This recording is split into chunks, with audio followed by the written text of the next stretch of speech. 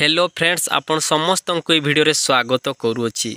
तो देखंतु बंधुगण एटा गोटे गंगशिउड़ी पत्र एटा तार मेन गछटे एठी मध्य बाहरी एठी बड़ गछ बाहरी तार मुंडी रे आ देखंतु बंधुगण एटा हेउची तार मेन गछ बहुत बड़ गछ अछि।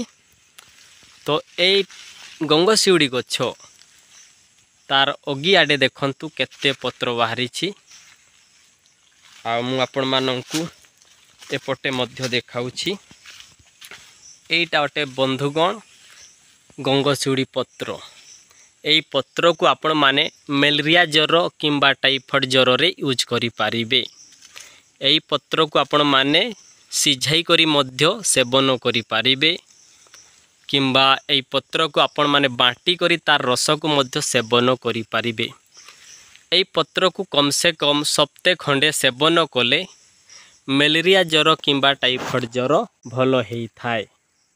तो दर्शक बंधु आपण मानकर जदि ज्वर अच्छी टाइफॉइड मलेरिया ज्वर अच्छी आउ मेडिसिन खाई करी मध्य छाडू नाही ताहेले आपण माने जंगल को जानतु एवं गंगशिउड़ी पत्र को आनी 1 लिटर पानी रे सिझाई करी जेते बेडे से 1 लिटर पानी 3 भाग रु 1 भाग रहिबो सेते बेडे आपण माने ताकू उल्हाई करी आपण माने सेवन करिवे ताहेले आपणकर ज्वर छाड़ी जिवो। तो एतिके वीडियो रे मु रहिली।